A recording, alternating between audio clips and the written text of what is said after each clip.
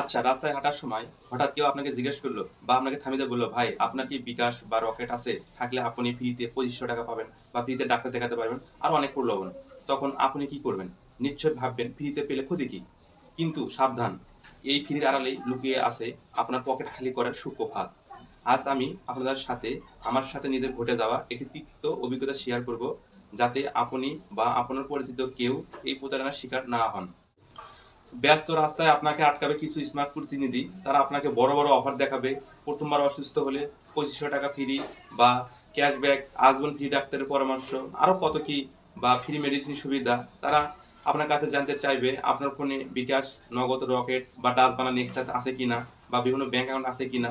এরপর আপনার অজান্তেই তারা আপনার ফোনে আসা ওটিপি বা বিকাশের পিন এগুলো রেজিস্ট্রেশন করার নামে জানতে চাইবে, বা সেগুলো দিয়ে রেজিস্ট্রেশন করার চেষ্টা করবে। হ্যাঁ, আপনি হয়তো ভাবছেন এটা তো শুধু রেজিস্ট্রেশন, কিন্তু আসলে তারা আপনার ফোনে একটি রিকারিং পেমেন্ট বা অটোমেটিক সাবস্ক্রিপশন সিস্টেম তারা আপনার অজান্তেই চালু করে দিচ্ছে। এর মানে হলো আপনার প্রতি মাসে আপনার পারমিশন ছাড়াই তারা আপনার অ্যাকাউন্ট থেকে ১০০ টাকা, ২০০ টাকা বা ৩০০ টাকা করে কেটে রাখবে। এটা আপনি জানতেই পারবেন না বা বুঝতেই পারবেন না। আপনার টাকা আসলে কোথায় চলে যাচ্ছে এটা আসলে আপনি নিজেই বুঝতে পারবেন না। অনেকে বলবেন তারা তো বীমা বা স্বাস্থ্যসেবা জন্য টাকাটা নিচ্ছে, তাহলে আসলে এখানে সমস্যা কি? ভাই, আসলে সমস্যা হলো তাদের লুকিয়ে কাজ করার ধরন। তারা আপনাকে বীমার শর্ত বা মাসিক প্রিমিয়ামের কথা ক্লিয়ারলি বলবে না।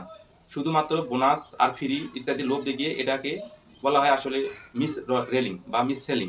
তা এটা তারা কিন্তু আমার সাথে এইভাবে করেছিল, বা তারা কিন্তু আসলে সাবস্ক্রিপশনের কথা আমাকে বলেনি। আমি কিন্তু বারবার জিজ্ঞেস করছি, কিন্তু যখন আমি এটা আসলে যাচাই করলাম তখন বিষয়টা বুঝতে পারলাম।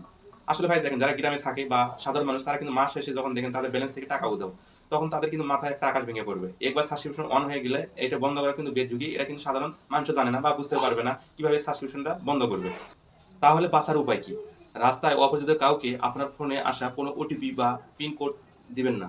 ফ্রিতে টাকা বা বোনাসের কথা শুনলেই তাদেরকে এড়িয়ে যাবেন। মনে রাখবেন, ফ্রিতে কেউ কাউকে টাকা দেয় না। যদি অলরেডি রেজিস্ট্রেশন করেই ফেলেন, তবে দ্রুত তাদের কাস্টমার কেয়ারে কল করে সাবস্ক্রিপশনটি অবশ্যই বন্ধ করে নেবেন। আর এই ভিডিওটি শেয়ার করে আপনার বন্ধু বা পরিবারের মানুষকে সচেতন করুন। আপনার একটি শেয়ারে হয়তো কারো কষ্টার্জিত টাকা বাঁচতে সাহায্য করবে। সচেতন থাকুন, সুরক্ষিত থাকুন, ভালো থাকবেন।